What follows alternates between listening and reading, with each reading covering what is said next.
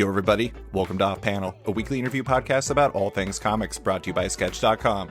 I'm your host, David Harper, and this week's guest is the writer of comics like Iron Man, Doctor Doom, She Can Fly, and the upcoming The Blue Flame at Vault. It's Christopher Cantwell. Thanks for coming on, Christopher. Hey, thanks for having me. So, we're going to be talking about The Blue Flame and your other work in comics today, but I always find, people who come in from other mediums to be very fascinating. Because you had a lot of success with *Halt and Catch Fire*. You have *Paper Girls on the Horizon*, which is very exciting for comic fans. You've probably had other opportunities in between. I'm sure there are many, many other things trying to capture your attention. Why did you want to get into comics despite all of those other things fighting for that attention? Because I love them. I think that's my easiest answer. Is I love movies and TV as well, and I used to go to the movies maybe once a week when I was a kid for the entire year in the late 80s, early 90s. So I would see 40 to 45 movies a year in the theater. So I loved movies growing up, but and then that was something I discovered early on, and then discovered a love for writing them, even in high school, like late high school, I started writing them, and then applied to USC Film School, and I ended up going there to the screenwriting program. So I was very much on that track. And then I actually feel like I segued to TV after a really circuitous route through the industry kind of led me to being a creative executive at the Walt Disney Company. Mm-hmm. I was working marketing and doing a lot of online video and social media stuff for them, the different business units. And that's where I met my writing partner, Chris Rogers. He came on to the same business unit I was at Disney from magazines, because magazines had just kind of collapsed on the West Coast. He had been at Condé Nast out here in LA, and they had shuttered their offices. So we brought him on because of his editorial experience. And then we worked together for about a year, and then we started writing TV pilots.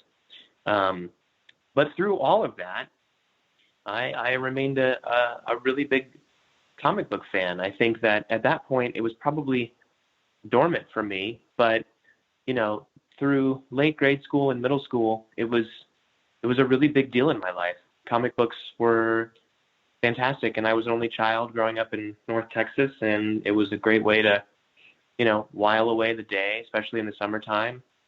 I just was enthralled with them. And then even in high school, I would go to one of the stores closer to my house, and just after school, if I'd had kind of a long day or a kind of an anxious day at school, I would just kind of walk around in the comic book store, even though I didn't have much money, and just kind of cool down. Mm-hmm. I did the same when I moved out to LA. When I moved out to USC, it was just like in a giant city all of a sudden and on my own. And so I started going to comic book stores out here in Los Angeles, the first couple of years I was in college. So they've just always been kind of a big part of my life. And my first job, even in the entertainment industry, was an internship when I was 19 after my freshman year of college, and it was at Marvel Studios. But Marvel Studios was probably 3 or 4 offices in a third-story building, nondescript, in Century City.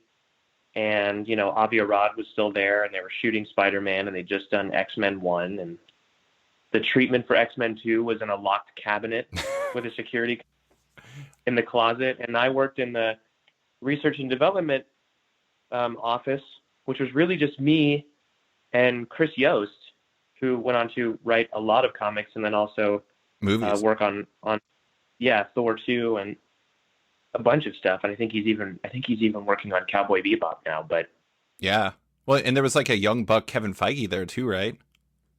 Yep, I was the youngest person in the office. I was 19, and Kevin Feige was the second youngest. I think he was 28, and he had just come up of X-Men, and so he had Magneto's helmet in his office and a picture of him with Ray Park, mm-hmm. like with toy lightsabers, and they were trying to put together, the next few movies they would put together before they, did Iron Man and created the idea of having everything in house so that they could. When I was there, it was like, there's no way we'll ever get characters to be in each other's movies. It was just a given that was never going to happen. Yeah.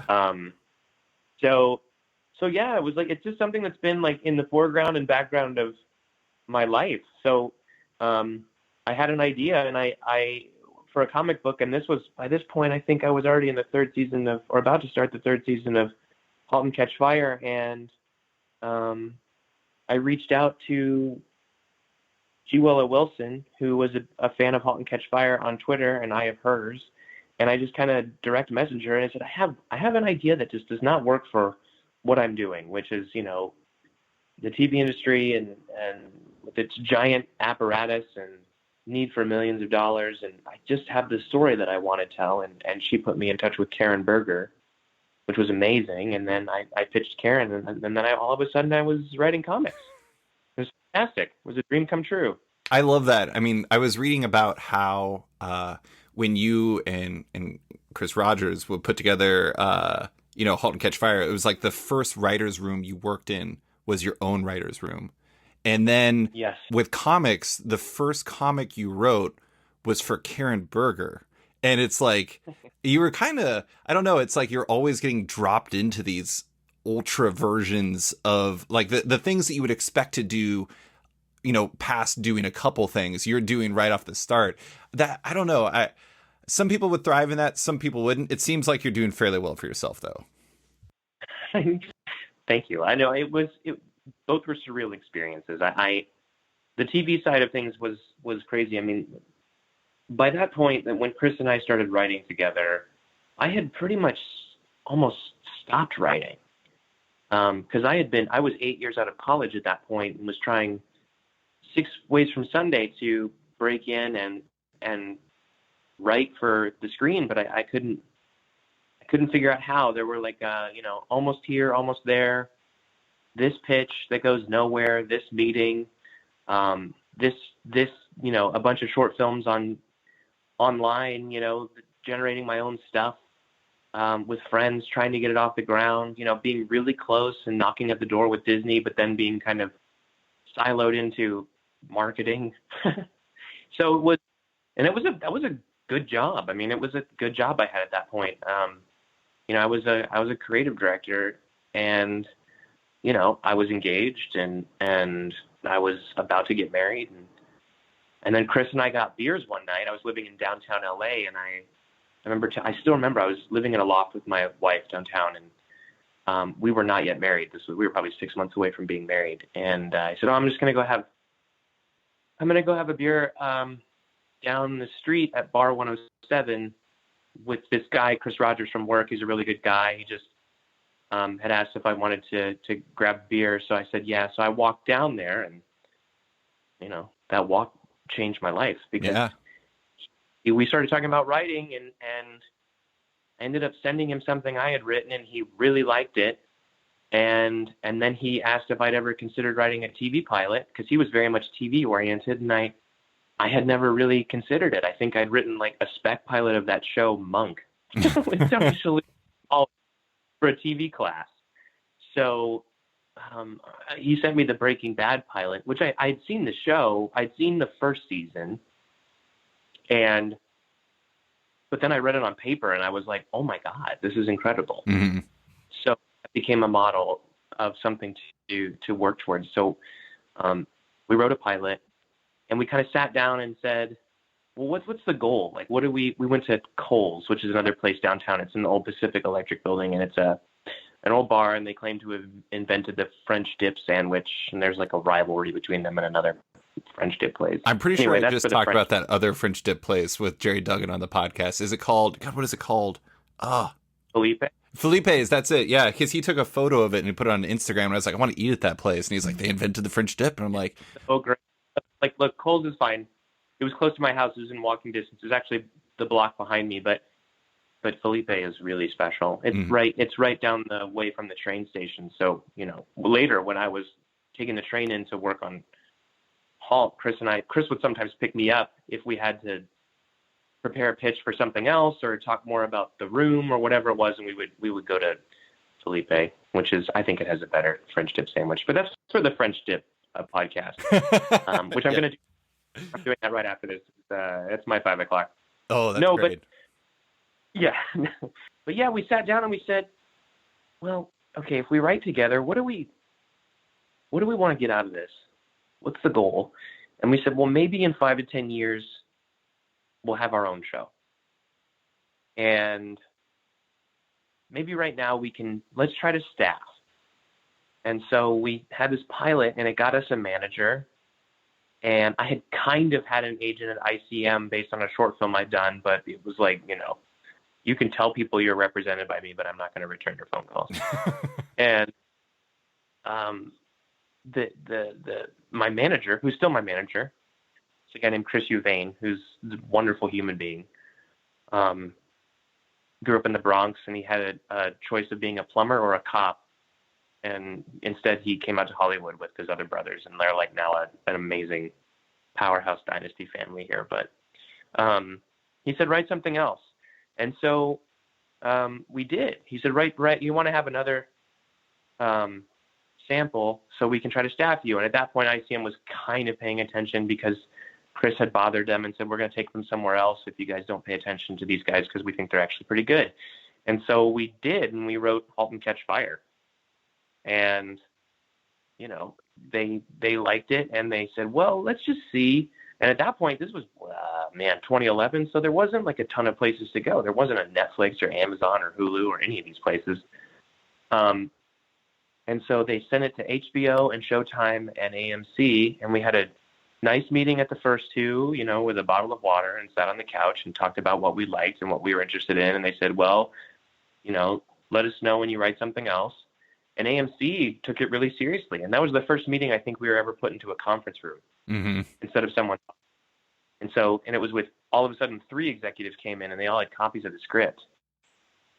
And those 3 executives became the executives who, directly pulled the trigger on Halt and Catch Fire getting made.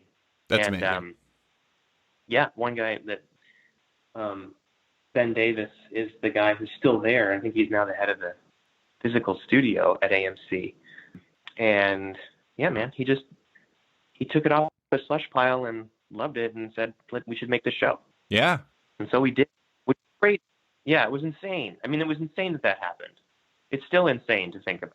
Well, and the Karen Berger part is too. I mean, it's just like Karen Berger is, one of the most legendary editors in comics. I mean, it's just like you talk about like I don't know if I would probably put her on the Mount Rushmore of comic editors, but I mean, like Vertigo, like that, she was like the defining name of Vertigo. She was Vertigo for all intents and purposes. Like she brought up over so many people for like the British Invasion for DC and everything like that. But I do love that. And it does, I mean, like one thing that really stands out just from talking to you and just reading other interviews with you is that, I was like reading that like one of your favorite comics was like Jim Starlin's Silver Surfer, which I'm not trying to make it seem like that's like a deep cut, like you're listening to like B-sides from like Sparks or something like that, and that's your favorite thing or something.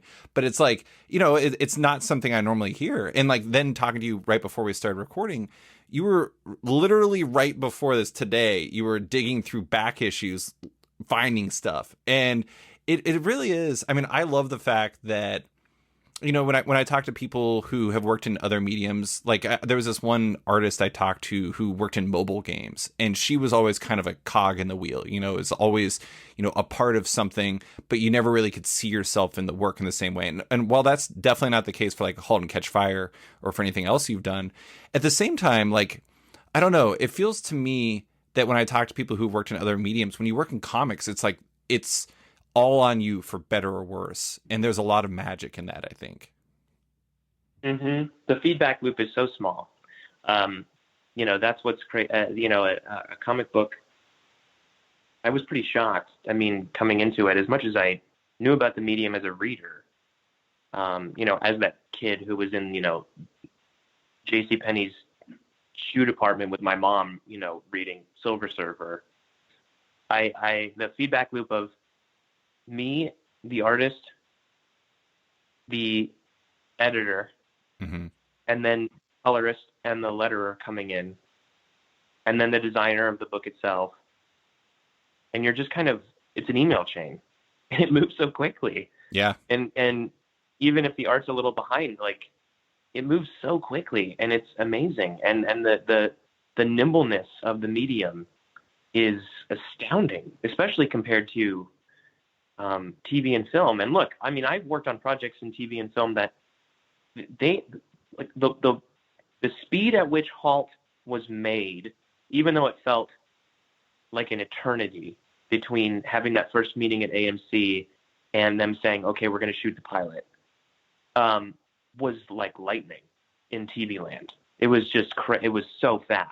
Mm-hmm. And the movie I directed was really fast as well. The money came together and it happened. I was the last person on that train though. So I felt like I only,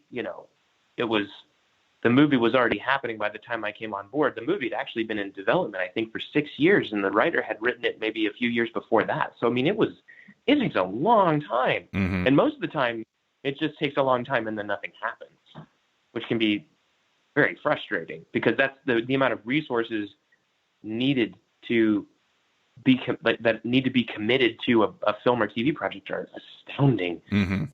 And with comics, you need the imprint. There's a bunch of logistics in play, but it's turnkey in terms of bringing on an artist and a writer and the creative team, and then just going. Like at that point, there's certain buttons you push in terms of how many pages, right? Page rates, upfronts versus advances versus back end, all of that stuff, and then distribution copies, amount of issues, all of that stuff. But like, man, that's just happening behind the scenes. And there's kind of a menu that people can go off of in these imprints, and they do it very smartly. And the book just goes, and the story is on the shelves. It's incredible how fast.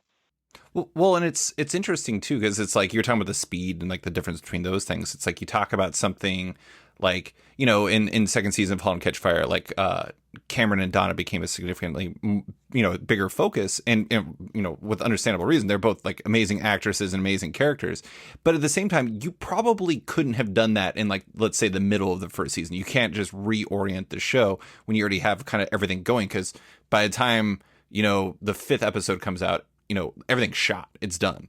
Versus like something like Iron Man, which you're working on, which I read that you went in with like a 20-issue plan for the books of Korvac, where it's like 5-issue arcs forming like these 4 books. And if let's say it didn't go well and Tom Brevoort's like, what in the hell are you doing, guy? You could always reorient. I'm sure you could like condense that all of a sudden in a way that you wouldn't be able to do in TV. There's a fluidity there, which I think is, I don't know, it's one of those things that I think can be a challenge for some people, but for other people, there's like a lot of freedom and control to it that you don't see in other mediums. Yeah, I think you're right. I think that you can pivot, and I think that I will say that like my initial Korvac pitch is so night and day from what I first sent to Tom as my way into the book. Mm-hmm. It's just changed and evolved and refined, and it's really on my end. I've just been trying to simplify it more and more and more, and kind of build these small nested 2-issue arcs, or just thematic arcs, or this kind of solo 1 issue, like things like that have popped up that we can kind of incorporate into the larger idea. I think that with TV, you can do that somewhat, in that usually you start to see footage come in around the time you're midway in the season, I would say. Like, so if we're writing, I would say we'd start to see footage around, we're breaking episode 5 in the room. We're starting to see footage come in from episode 1. And so we're starting to see what works, and we're starting to respond to what works in the edit room, and change and pivot the edit and go, oh, well, I really like this. And then you can bring that information as the showrunner into the writer's room and say, what's really working is Ryan and Joe, right? I think we started seeing footage of Ryan and Joe from season 3, and it really, really kind of influenced where that story went. We had differing ideas of what to do, where we would be watching and editing early episodes and saying, well, maybe we shouldn't go where we thought we were going to go with this storyline. And then it would progress, and we're like, well, actually that might work, or let's change it this way. So we could do that. So by the back 4 or 5 episodes, we could kind of crystallize what we actually wanted to do. And obviously at a certain point, the rubber meets the road, both in TV and film and comics, where you're like, well, wait a minute. Like, someone has to draw something, someone has to shoot something, and we have to finish this. but yeah, there's definitely places you can tweak and kind of go in a little bit of a different direction than maybe you planned. Yeah, yeah. I am interested in, so this is a unnecessary story, but I'm gonna tell it anyways. But my dad was always like, he always told me, be careful about making your hobby your job, because then all of a sudden like your job becomes work and maybe you're gonna love it less. And I don't, I think sometimes that makes sense, sometimes it doesn't. But I am interested in how embracing something you loved in like this new way in writing comics, like before it almost kind of seemed like, and I'm totally the same way, it's like you would go into a comic shop and it was all of a sudden like you were home. It was like you had like this north star that you could go to no matter where you were, and it was this escape for you. But now all of a sudden it's like maybe that's like research for you, or maybe it's something different. It changes the role. Has writing comics changed your relationship with comics in any way? I think it yes and no. I will say that sometimes I get I have moments where I get bogged up in my head and I'm like, well, why isn't this working? And this might be some sort of, you know, single page in an issue of Captain America. And so when I'm able to kind of pause for a second and go to a 50,000 foot view and go, well, wait a minute, I'm actually like fretting about a page of Captain America, which is kind of amazing and funny. And taking it so seriously, like this morning I was doing some research and I was having my son, I was on FaceTime with him, and I was like, hey, can you do me a favor? Can you go get your Marvel encyclopedia? And can you just flip through and see, like, just kind of call out villains? And I was like naming parameters of villains. I was like, it needs to be somebody that I kind of recognize at least. Maybe we can pick somebody that is like from the United States. Like, I just need you. And so he would flip through and be like, about this person. And I'd be like, no, like he would go through to, what's this character? And I'd be like, I don't know. And then he would read it, and then we would both laugh at the description of it. Like, I'd be like, or he'd land on like, what about Lady Deathstrike? I'd be like, I don't know, just keep going. And then he'd be like, whoa, what's wrong with her hands? Like, so my 7-year-old like becomes a really great research assistant. He ended up finding something. And I was like, ooh, and like I've ended up following that tack for about a half hour in my research, because he said, what about this guy? And he'll read the paragraph to me, which is a lot of fun. I will say though that like with comics, it's like, yeah, I get caught up in the work of it, but also like I told you, like today I had some free time, so I went over to a comic book store I used to go to when I was in college, and just like bummed through their back issues for an hour. And it was kind of under the auspices of like research. Like my brain, I was like, oh, I could call this research. I could go over there and see what they have. I didn't get anything related to research. Yo, everybody, I want to take a quick second to talk about the crew over at Bad Idea. Do you like bone-shredding destruction, wanton corporate malfeasance, and reckless use of industrial machinery? Then buckle up, because Bad Idea, the unruly and experimental new comic book publisher, is back with Tankers. On sale in select comic shops now from New York Times best-selling writer Robert Venditti and blockbuster artist Juan Jose Rip. A global energy conglomerate has just solved our impending oil shortage, and their plan is pretty simple. Send a team of contractors armed to the teeth in mech suits back to the Cretaceous period, tweak the trajectory of the meteor that killed the dinosaurs, and give mankind another 500 millennia worth of oil reserves. What could go wrong? Only all of human history, of course. Tankers from Bad Idea, on sale in select comic shops now. And now, back to the show. What'd you get? Thing really? Oh, hold on, I'll go get some. I got some really good stuff. You're gonna hear my voice today. I picked up Bone number 8 because it was a Cartoon Books release. Nice. And the earliest one I have from when I was a kid that I still have is number 13. So I was able to get in earlier on the run. I picked up Amazing Spider-Man 140, which is in good condition, and also it's where he fights Grizzly, if you remember Grizzly. Yes. The guy that wears the and his face is in the mouth. Couple Cap issues. Cap Wolf. Had to get Cap Wolf. Oh my God. You know what's funny? I was going to say, like, the last 2 times I've went, like, I've picked up basically nothing besides, like, 4 of the 6 parts of Cap Wolf. Exactly. So, Man and Wolf Part 4. Cap Wolf cover that I love. Oh, it's so good. Fantastic Four 350, Frankenstein's Monster #7, pretty good condition too. The first time the chessmen show up in Iron Man, so that's the Denny O'Neil. If you remember, the chessmen are funny because he has to fight two of each piece, but then the queen reveal of that storyline is the thing that drives Tony to relapse back to alcohol. The Chessman was the one that did it? My God. Yeah, It's amazing. it's incredible. It's really smart because of course it's like goofy and like, the chessmen and the flying knights and like the bishops and all of this stuff, but then the queen ends up being the woman that Tony's been seeing, and it's kind of the only happy thing in his life at that moment because Obadiah Stane is trying to make a play for his company, and he's really stressed out, and he's getting, beat up by the chessmen, and Rhodes is like, "Are you okay?" And he's kind of hanging on by a thread, and then the woman he's dating just kind of turns on him and tells him he's pathetic and terrible and just a kind of a joke and walks out on him, and it turns out that she's the queen. Oh my God. Played by Obadiah, and it's checkmate, and that's what makes Tony grab the bottle at the end of that issue. It's an incredible just turns on its head story where it goes from like flying sci-fi night to a man relapses into intense alcoholism. And I mean that's the alcoholism story where Tony goes all the way to where he's like sleeping in a box. Yeah. In the snow. Yeah, like that's how it starts. So wait, I have to jump in now because this is perfect because you just recalled a story that was from, I don't know, the 80s. I would say the 80s, and I'm guessing it's fairly accurate in terms of your description on it. I did want to talk about specifically.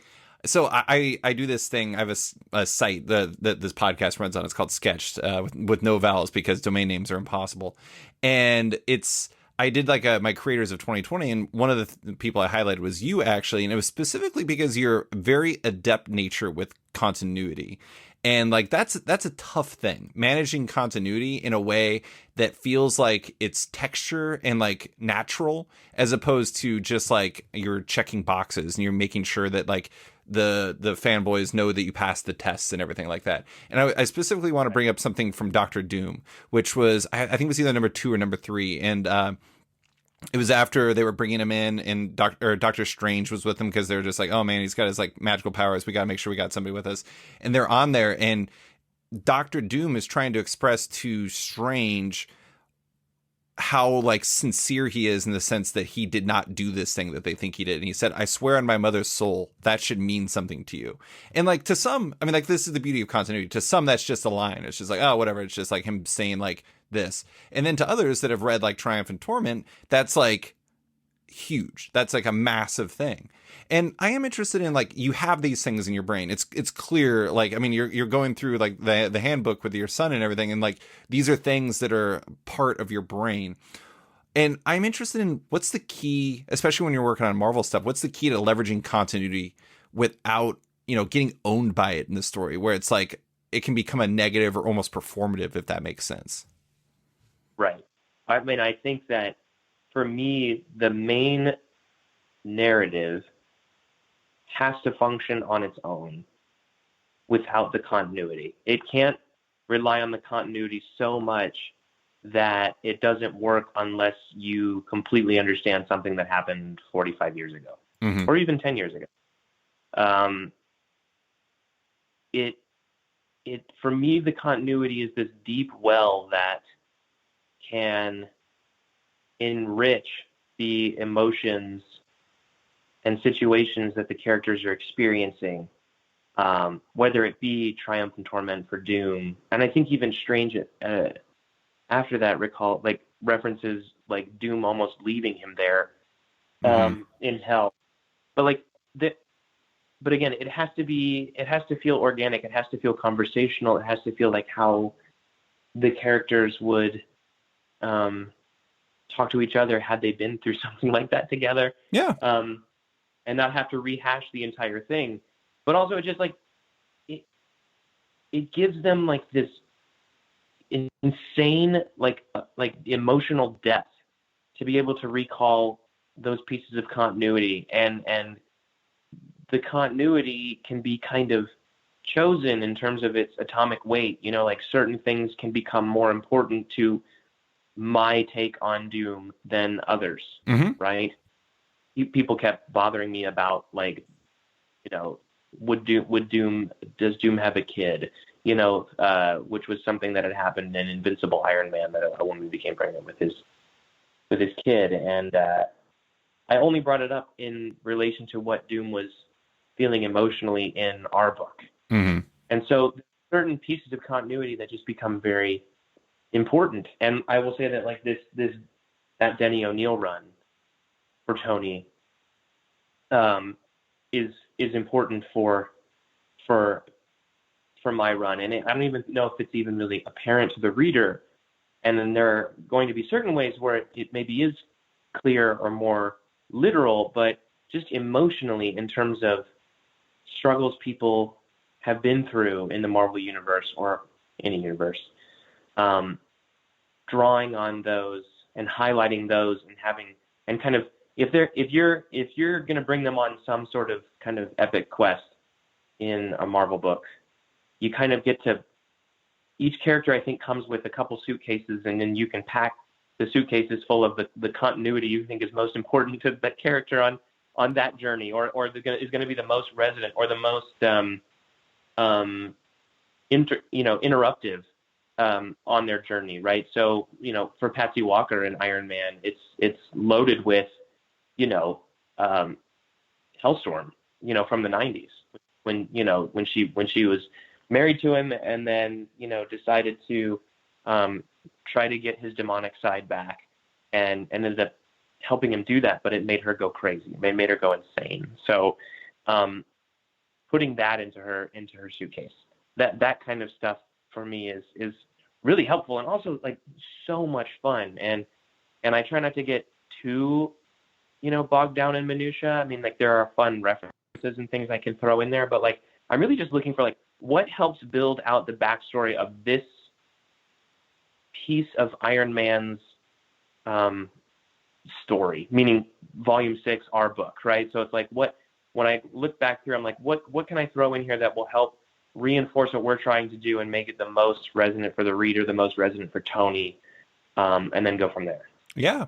I mean, it's really interesting because for some people, like, continuity is like a four-letter word. Like, generally speaking, in certain ways, I don't love continuity, but in other ways, when people treat continuity as, like, you know, I mentioned before this, I was at my friend's place playing basketball, and it's like, if I make a reference to him about something we did together 10 years ago, he's going to understand that. That'll be shorthand for us. And it's like, if you treat continuity like that, like shared experiences, like that, to me is super great stuff. I mean, another thing, I mean, to dig into Iron Man, you know, this week I read Sword #5 from Al Ewing and Valerio Schiti, and it's interesting because in that it references, like, the Korvac apotheosis, like what's going on in your story, and then, you know, that the Guardians are paying attention to that, because I think it's referenced in there about how, like, they're paying attention to what's going on in that side of the galaxy. So it makes sense Moondragon would be paying attention to that, which connects their history because she'd be checking in with Patsy Walker, who's there.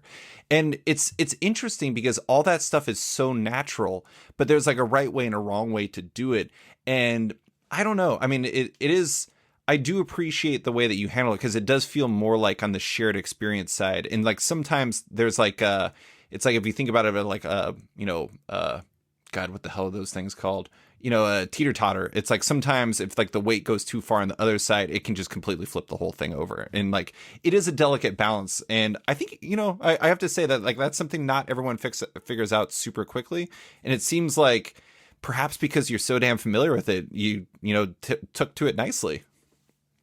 I really try to. I mean, I think even if I haven't, you know, if I didn't read the issues in real time, like, as I start to build out a pitch for a story, or you know, they approach me for a certain book, I go and I dig and I find, but I don't keep everything, right? I it's not like I'm tossing anything. It's just that I'm kind of going, okay, that happened. I can glide over it and say, well, wait, I want to hover over Triumph and Torment, right? Like, that was a big one for me for Doom, right? And it obviously, it's no coincidence that the stories I really, really enjoy and that I dig into personally end up finding their way at least, emotionally into the characters, if not referentially. But yeah, the shared experience is a great way to phrase that. I really like that, because it is. I mean, there's so much shared experience, that why not use it? Because then you don't have to do a bunch of scenes that are kind of like, hi, nice to meet you, which drives me crazy. You know what I mean? Like, like that. They don't have to. You don't have to do that. You can have a rapport. All these characters would have a rapport with each other, and when they're written well, I think they have a tremendous rapport, that has a breadth and depth. Any permutation of any character pretty much is going to have some sort of built-in rapport because of the history of the imprint. Mm-hmm. So there's so much to draw upon. But yeah, you got to also make sure you don't just become waterlogged with it, and Right. you have to make sure you look forward. So that's why, for me, it's always important that the concept of the book exists on its own, and not, yes, plot, but more so the character struggle and how you can relate to that as a reader. That has to exist on its own, and not because of 25 issues that came before it. Yeah. One of these days, somebody's going to do a Patsy Walker Hellcat story in which her suitcase includes her time as my state of Alaska's single superhero. That I don't think is coming anytime soon. I don't even know if you know that, but during the initiative, she was Alaska's one like representative superhero. Really? Yeah, and she like, I don't even. oh my God, it's a great Awesome. comic. You should check it out. It's Catherine Immonen and Ig Guerra, I believe it was. And it was as a 4-issue miniseries, and it's just basically her traipsing through Alaska, and like there's a lot of fashion involved. It's a very unusual comic, but I absolutely Oh, love it. wait, the Imminent book. Okay, yeah, no, I have. I mean, those covers are like epic and incredible. But why did I not realize that she was in Alaska? I think I've been building out this whole thing as like a side project, which is kind of trying to trace Patsy Walker's history through Marvel Comics, which is really difficult because of all the different permutations that she's existed as. And also, the longest running book she ever had was when she was a teenager, right? And she In the 40s and preceded Marvel 50s. Comics. Yes.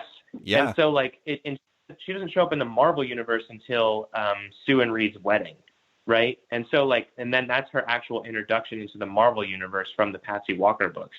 So trying to trace her path from where she starts in 45 to becoming a superhero to all of those different things. Like, there are certain key issues, but yeah, I have, and that's funny. The Imminent Run, I didn't even realize that she was Alaska's hero. Oh yeah. That's incredible. Oh, it's so good. I mean, honestly, I remember everyone was like, I remember the comic fans I knew in Alaska like, Patsy Walker Hellcat, what? And I was like, Patsy Walker Hellcat, hell yeah! I love Patsy. That's a great miniseries. But I do want to say, I always appreciate when you work on the on Marvel books, though. You do have I'm a person who, some people look at Morts of the Month and they're like, this is really a bummer. Like, I'm a huge fan of Stiltman. Like, I literally have a Stiltman figure right next to me. I also, much to your enjoyment, I'm sure, behind me have a Frogman figure. And so, because that is a thing that exists, I love that you, like, Iron Man is unable to get, like, the useful heroes. And so he has this, like, weird motley crew that includes Frogman amongst its number.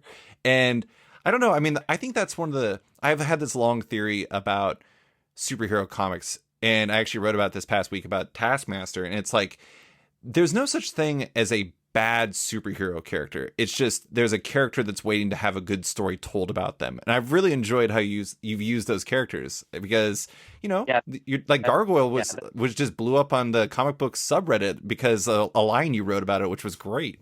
Oh, that's nice. Oh, that's cool. I didn't even realize that. But that's exactly it, because again, just like the continuity, like the bench is so deep, right? And like a lot of these characters, yeah, I mean, like, they can be used as punchlines, but I like them showing up and it being kind of funny, and you get kind of giddy because you're like, oh my God, Frogman's there on the ship. Yeah.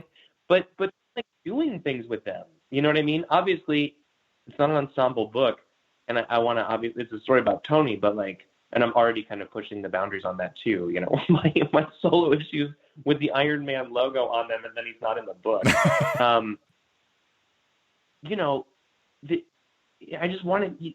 There's so many characters you can pull up, and it's exactly that. Like, I'm happy that we made it canon that Frogman speaks ASL.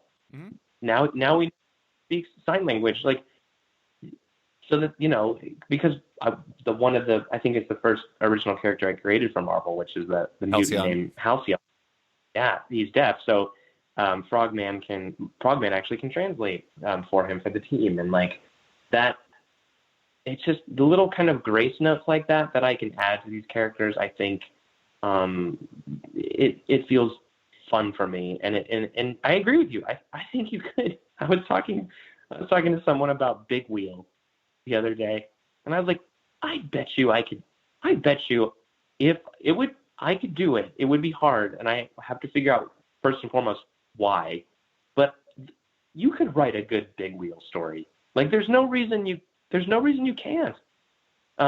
Because these characters all exist in the same universe, and the whole universe is imbued with that same kind of human, approachable magic that is the Marvel brand. I think, which is it's just the characters have that foundational relatability that a Marvel character comes with, and even if the character might have gotten the short shrift before or it might be underdeveloped, there's no reason you can't go in there and flesh it out and bring some of that perspective to it and make a cool little arc for somebody, you know? Yeah. I mean, honestly, I'd never heard of Big Wheel before now, and I'm looking at pictures of him, and I'm so upset that this is the first moment in my life that I discovered Big Big Wheel Wheel. is That's incredible. I mean, like, there's a lot going on in there. I hope he has a really good gyroscope in there, otherwise, because he's gonna be throwing up a lot.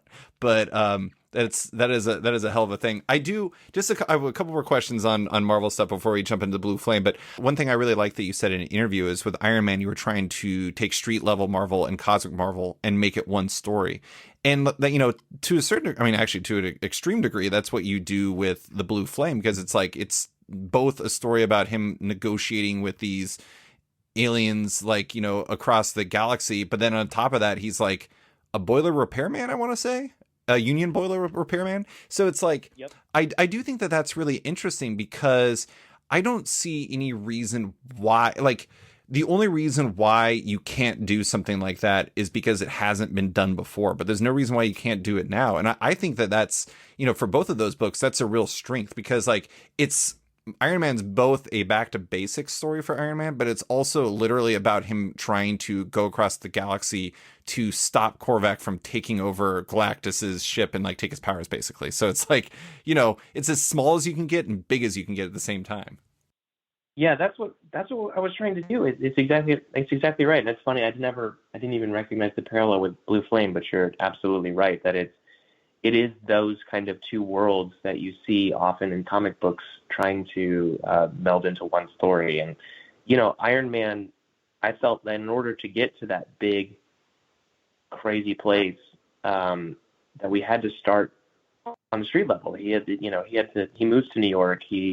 My way in with him was this kind of idea of like a car mechanic version of Tony, right? Like getting his hands dirty again and having a single, suit of armor in a briefcase.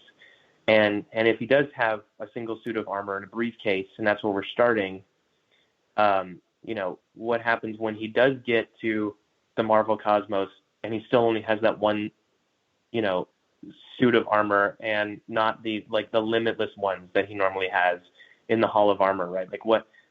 And if the story's moving at such a quick pace, he doesn't even have time to change.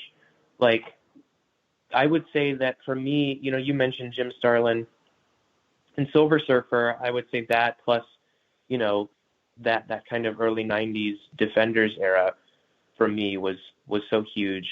And then I love things like Frank Miller's Man Without Fear. I mean, like that's also, I mean, like, my God, I mean, you talk about like Vanguard Marvel work is when you do stuff at the street level, whether it's on Hell's Kitchen or, you do, J.M. DeMatteis, with Spider-Man, figuring out the childhood tragedy that is like Vermin, right? Yeah. Who lives in sewers, right? I mean, like you take a character like Vermin and then you do this incredible, evocative and emotional story about this kind of really personal, vulnerable, raw human suffering, and then you get something really special. I mean, you have Peter Parker not being able to make his rent, but then you also, then you can also bring in. It's amazing that there's a comic book universe where you have that, and then you also have like living personas of things like eternity and Right. death. Right. Right? I mean, like that's what's amazing about it, because I think if you look at it and get super heady about it and college grad student-y, they're kind of one and the same. It is life and death. You know what I mean? Whether you're on the street and trying to take down the Magia family, or when you're you know grappling with the mind of ego, the living planet, whatever it is. There's so many different places to go, and the palette is so expansive that even when we are in the farthest reaches of space, which we are for a little bit in Iron Man, and some pretty wild stuff is going to happen, I do want to keep it grounded and human and have that relatable feeling that even the headiest of Marvel books, I think, have at the end of the day. Yo, everybody. I want to take a quick second to give a shout out to Macroverse. Macroverse is an exciting digital comics platform that makes next-gen comics custom crafted for your phone. Macroverse's comics utilize its unique tap story format, which ensures this isn't a PDF on an iPad or an endless scroll, but a designed for mobile experience where every episode is crafted to take advantage of this one-of-a-kind style. Macroverse is curated for quality, with every series they publish being something they believe deserves to be read by a massive audience. Think of it like HBO for comics, with over 35 titles and 400 episodes from names like Brian Stelfreeze, Juan Doe, Paul Scheer, and more. Check out Macroverse today by downloading the app on iOS or Google Play, and get started with a rotating collection of free episodes, or unlock the entire universe for just $4.99 a month, with half of all profits going to the creators themselves. And now, back to the show. I mean, to bring up a line that Chip Zdarsky recently touted on Twitter, there's that line from Doom in Doctor Doom when he says, "And then I will rule all of Earth with great humility, with humility the likes of which the world has never seen." And that's like, I that's why I think is really fascinating about the two books you really tackled from Marvel so far, Doctor Doom and Iron Man, because you're talking about a great hero and a great villain who are so often like felled by their human weaknesses. Like, these are like titans, titans upon the earth, and like it's their basic human foibles that haunt them more than anything. I mean, I hate to say it, I could probably hear like Joe McMillan saying that line, so like there's a little bit of that there, but I mean, what makes that combination of like that otherworldly greatness and that like basic human self-destruction such a potent combination for you as a storyteller? Well, it's all, I think, in that moment, and also like Chip pointing that out always makes me happy. I love Chip's work so much. I'm just, when I even get to hang out with these guys on Zoom. I haven't gotten to go to the last two summits because of the pandemic, which is probably good, because I probably would have sweated it a lot more and been like, oh my God. But just hanging out with them on Zoom has been really great. And when they like something I've done, I feel like I did a good job. Like, I feel like the middle schooler in the shoe department at JCPenney's is very happy. But when you're talking about that, it really does feel like the human ego can be so, to me, absurdly funny in how assertive it can be in a wildly chaotic world and universe. And for sometimes the exact same reasons, it can be so tragically destructive. And that to me is it's like lightning in a story, because you can tap into that in so many different ways, where Doom can make us laugh, on one page, and then cost himself seemingly the final shred of his own goodness the next by, doing something truly horrific and villainous. And both are born from the same exact place. And Tony's the same way. I have to admit, like he's definitely on the side of good, but They're two sides of the same coin.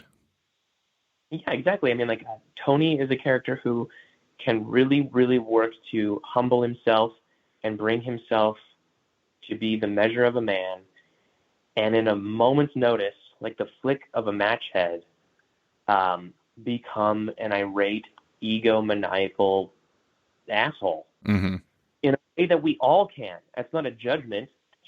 I that happens to me every day, and it happens to so many other people, and it can be our greatest our funniest weakness. It can also be our greatest downfall, and that's the danger of it. And if we can learn to laugh at ourselves, which I think both those guys have trouble doing. Both Victor, I think Tony can a little bit more, but only a little bit, right? Like it really it can rip them apart, and anybody who's standing near them. So it's the human ego is a really treacherous and rich place to go for drama. I love the part in the Doom series where he's like taking out the black hole that started the whole thing, and Reed Richards calls to be like, basically like, good luck, buddy, and he's just like, what do you mean? Or like, my math is off, and he just spirals. I mean, but that I don't know. I love that stuff. I love the fact that, I mean, I think that's what distinguishes Marvel as a storytelling entity and these characters as characters, is that no matter how great they are, like they still have these really, really relatable, like terrible things that can happen. It's like you could be the greatest mind in the history of the earth who also is like a wizard who also literally rules a country. And somebody saying something that you read as passive Mhm. aggressive is enough to make you like Right. literally shoot yourself into a black hole. It's like unbelievable. Yeah. And that's the thing. And I will say, like, in that scene, I wrote it so that Reed says exactly the wrong things. And I'm not trying to do that from a writerly perspective. I'm trying to do that because it's Reed. And I don't trust Reed 100%. Oh yeah. I think he got on that phone call because earlier in that issue, he's with Cap and he's like, he's loving this. And you can tell he's kind of, it's bothering him that Victor is going to save the world. And he gets on that phone call. He calls him right then to Yeah. give him no information. That's really what Reed does. He calls him right then to give him no information. And it's like Reed is smart enough. I mean, he also can be like very emotionally, like completely tone deaf. But he, on some subconscious, again, ego or even id level, Reed may know what he's doing in that moment. And he may be answering just the right way to irritate Victor. I think that if anybody can make Reed uh, more petty, it's Victor Von Doom. Oh yeah, yeah. I did an oral history of 2015's Secret Wars event, and I remember I think I was talking to Jonathan Hickman about it, and oh, basically he was sharing about how much he loved the idea that Brian Michael Bendis created in the Ultimate Universe, where it was just like if he didn't have his family, Reed Richards becomes basically Doctor Doom when he becomes the Maker, and like that's really fascinating. But well, we can keep going to this stuff forever. Let's jump into the Blue Flame because I think there's some similar territory here, and that's your new series with artist Adam Gorham, colorist Kurt Michael Russell, letterer Hassan Otsman El Howe, and designer Tim Daniel. I'm going to do a quick spiel on what it's about. The Blue Flame is a cosmic hero. The Blue Flame is a DIY vigilante that fights crime on the streets of Milwaukee. The Blue Flame is a blue-collar HVAC repairman named Sam Brosman. In the wake of a horrific tragedy, the boundaries of the Blue Flame's identity blur even further. Now, before universal trial, the Blue Flame must prove that humanity is worth saving. But in order to do that, Sam Brosm has to save himself. Can he? I love the first issue. I thought it was great. I have this like probably horrifically inaccurate thing that popped in my head, which is that it's Black Hammer meets the Flintstones by Mark Russell, and Steve Pugh meets Slaughterhouse-5 just strictly for like the universal trial aspect, which I think is, I don't know if it's totally accurate, but it's what went to my head. So I'm It's interested. kind of amazing.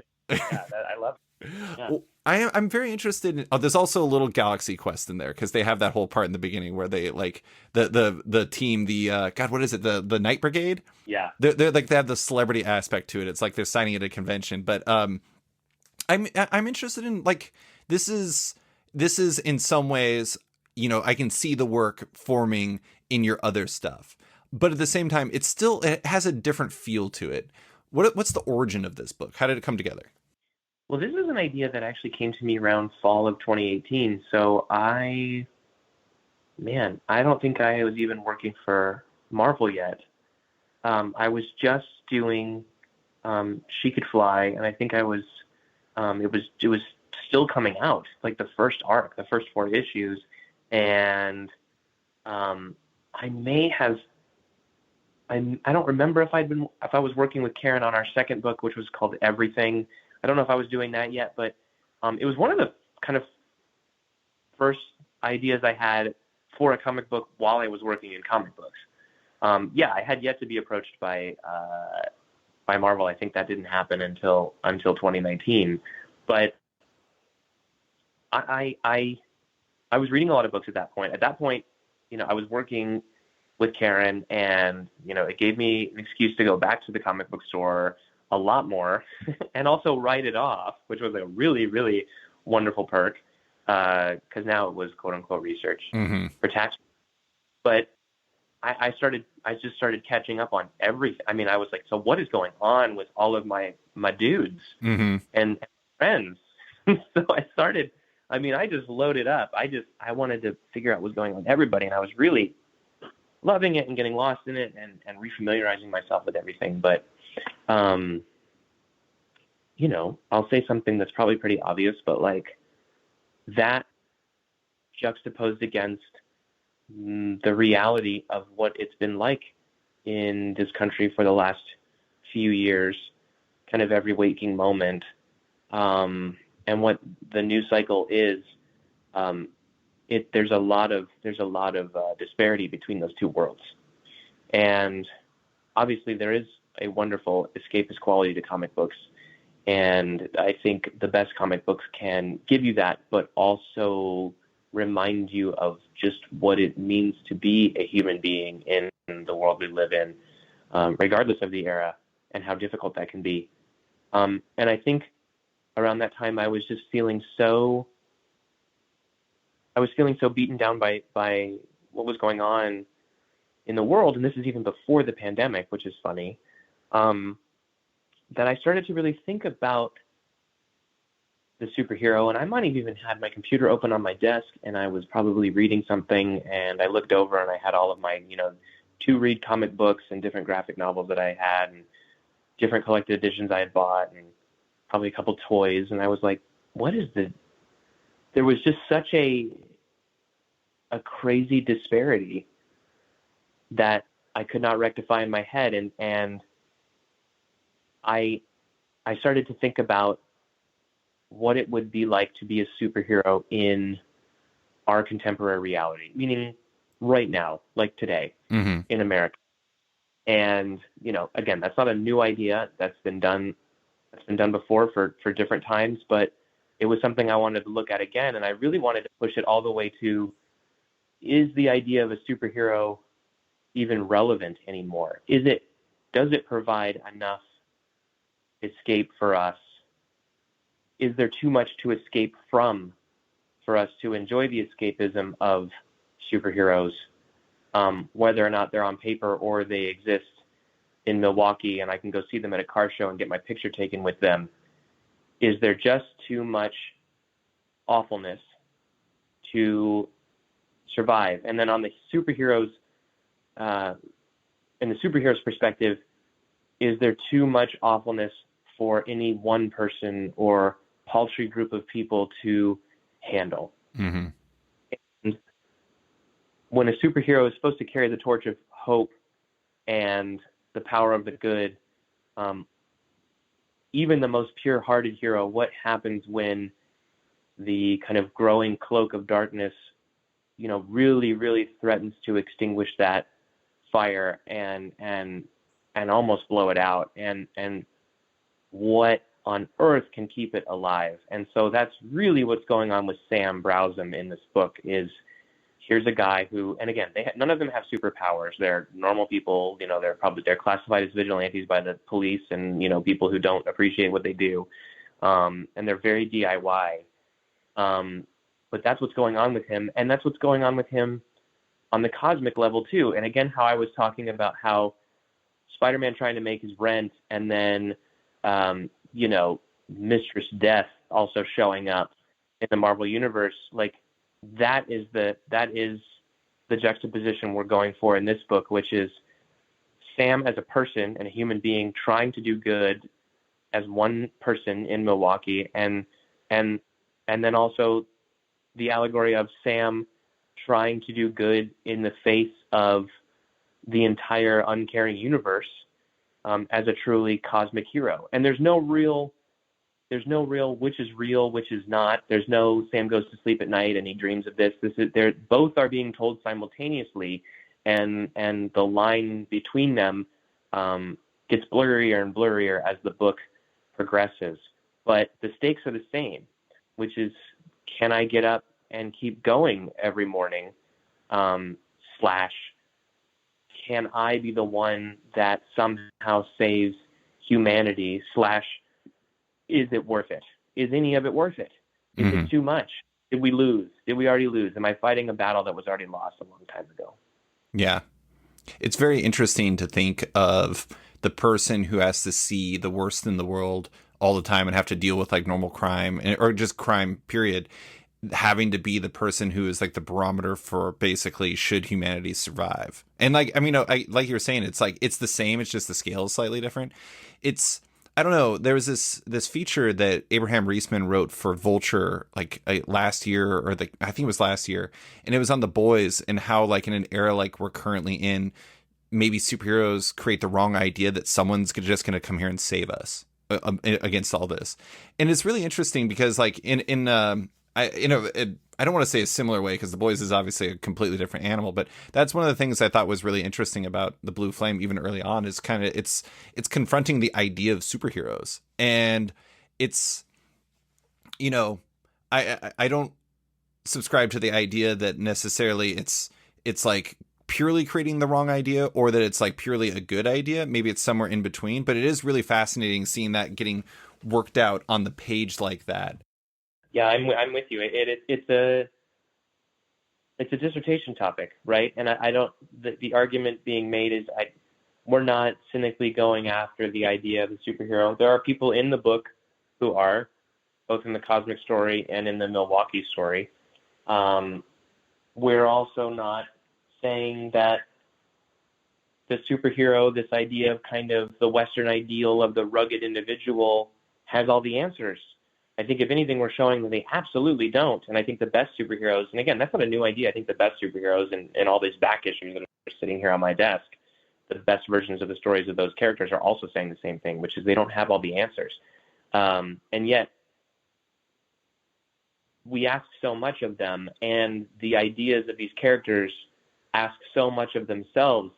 How much is too much, right? I think there's a concept called edge states, which is a Zen teacher named Roshi Joan Halifax, in New Mexico. She wrote a book about this called Edge States, which is it's radical, this kind of practice of radical empathy, right? Which you could say a superhero definitely lives by. That's their code. Can create an edge state in a person's psyche where if you live by radical empathy, there's so much to empathize with that you can really end up singeing the corners of your brain and your soul, and you can end up doing damage to yourself and put you in when you are in these edge states, you end up being crippled and not being able to really help anyone, especially yourself. And so at what point do you choose self-perseverance or self-preservation rather? Mm-hmm. And I think the Blue Flame is someone who stumbles into one hell of an edge state in this book, both in Milwaukee and in the cosmic storyline. And again, it's the thing that is the same, the unifying principle of the book is the edge state that character, Sam, finds himself in both stories. Mm-hmm. I have to admit, all of this makes me feel like I'd be a very bad superhero. I spent 2 hours trying to figure out the right podcasting software yesterday and almost stressed or passed out from being so stressed. I would not deal with cosmic judgment very well, but I do want to say, to talk about your collaborators a little bit, quite the team. I mean, Adam Gorham, really great artist, but he really crushes it here. How did you get partnered with him on this? And again, this is something where, I brought this idea to Vault because it was something I was kind of spinning on in my head, and I ended up talking to the Vault guys, the brothers, Adrian and Damien, and I found them wildly impressive. And Adrian's story perception is really, really, really incredible. And from the first time we talked on the phone, he ended up working with me on the story, and it immediately got better. And when I have an editor that I can trust, which I feel very fortunate to have on, I think, every book I'm working on, whether it be Tom Brevoort or Karen, and now Adrian, like, I really look to them for guidance. And I think a great editor who understands the book and the story that wants to be made, that is kind of crying out to be made, finds the right collaborators. And so, I had sent kind of prototype ideas of artists I had thought of, but really I just go off of like style, and I try to describe it as much as I can, which is like, having a conversation about music, which can be very difficult for me, but it's kind of that know it when you see it thing. And he brought up Adam, and I was really, really excited to work with him, and his portfolio speaks for itself. And then he started to turn in pages, and they're fantastic. And, and then Kurt comes in and does color and brings it to life, and it all just unfolds in real time in this incredible way. And then, what Haas is doing with the different lettering styles, whether they be for the aliens in the cosmic story or what it feels like font-wise in the Milwaukee story, things that the reader might not even notice intellectually, but hopefully feel subconsciously as they're reading the book. I mean, everyone's attention to detail on this project is great, and Vault really sets that work ethic, because that's how they operate, from a very handmade, hands-on process. So I really credit them for bringing this team together.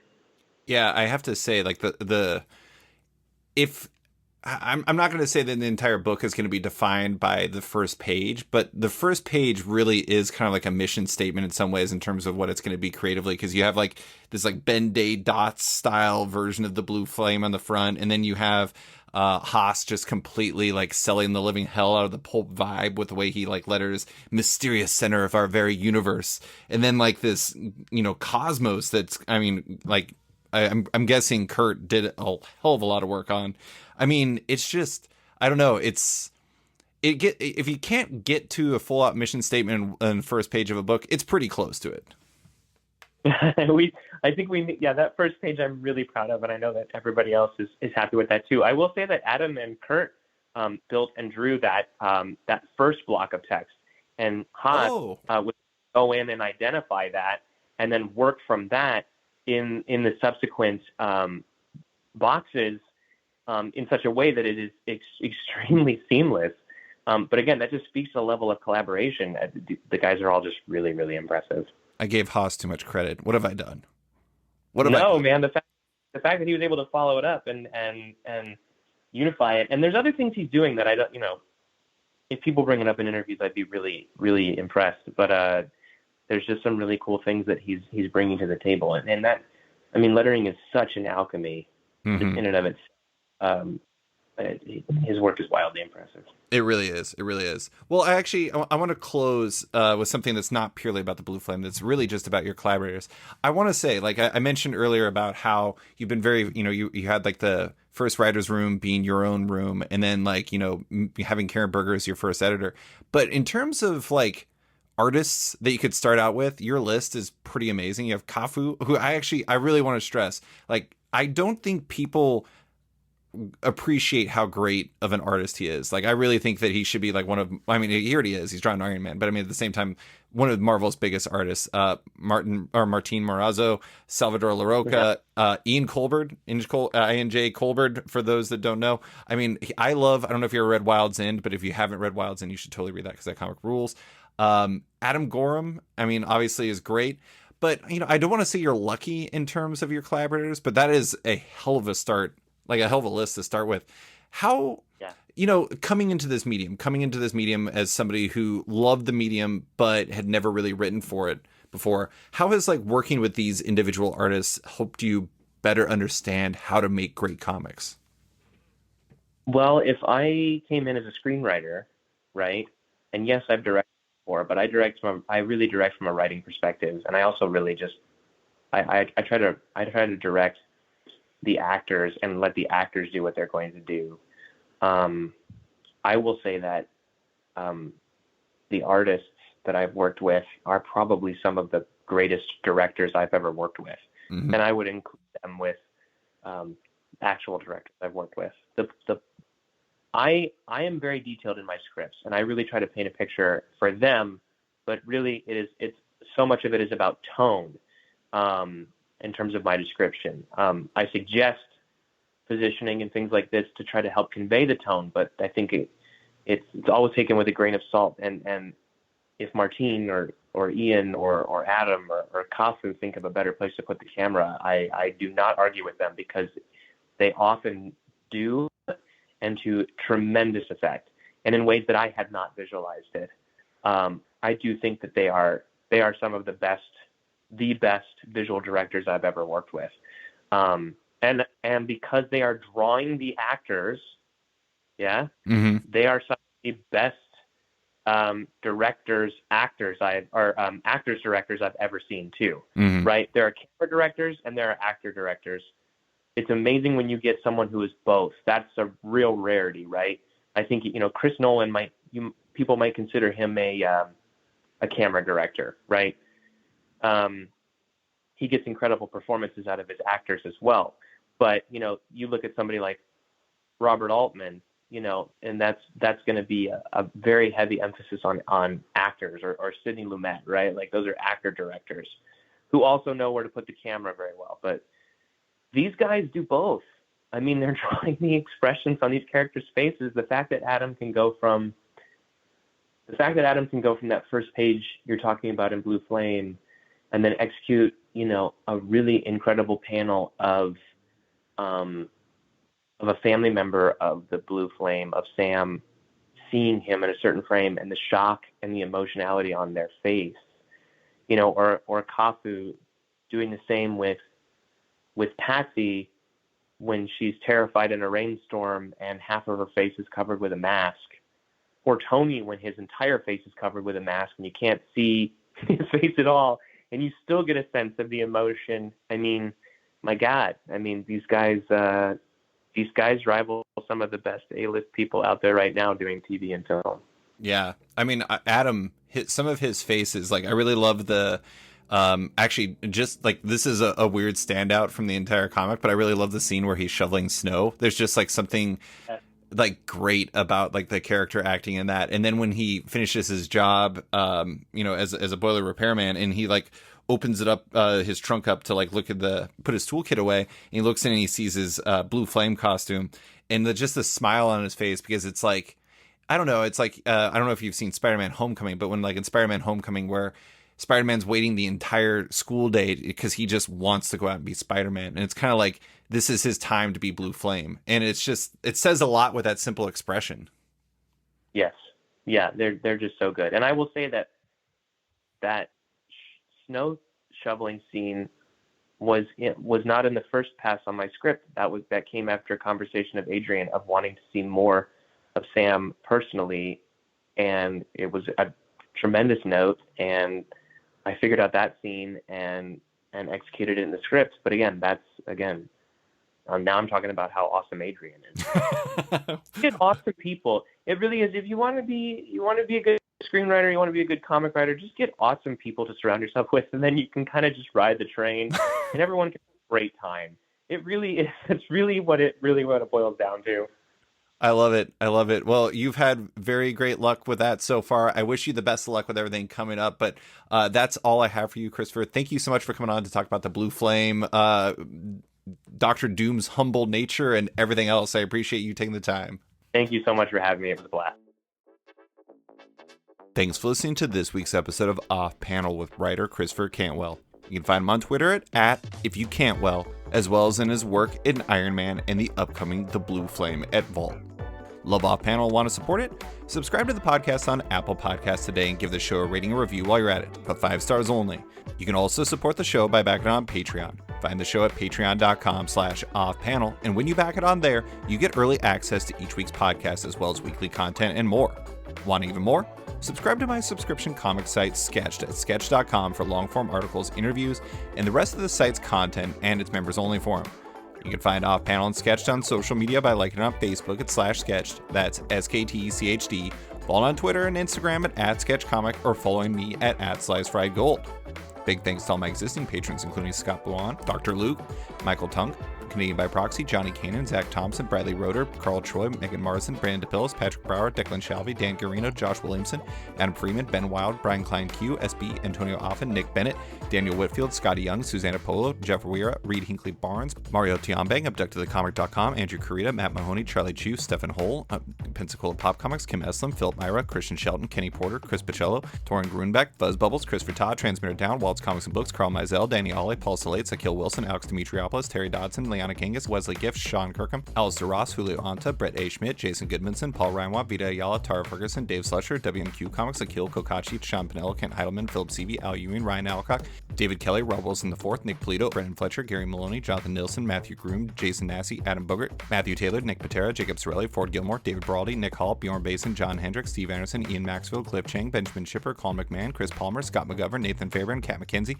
Adam Highfield, Fiona Staples, Chris O'Halloran, Mark Abnett, Mike Murphy, Michael Shirley, Tom Barnett, Jim Demonakos, Norbert, Nicolo, James Kaplan, and Mission Comics and Art in San Francisco. You guys are all the best. A quick thanks to Upright T-Rex Music, who wrote and performed Off Panel's theme song just for the show. Check out their music on Spotify because it's completely delightful. Thanks for listening, and tune in next week for another episode.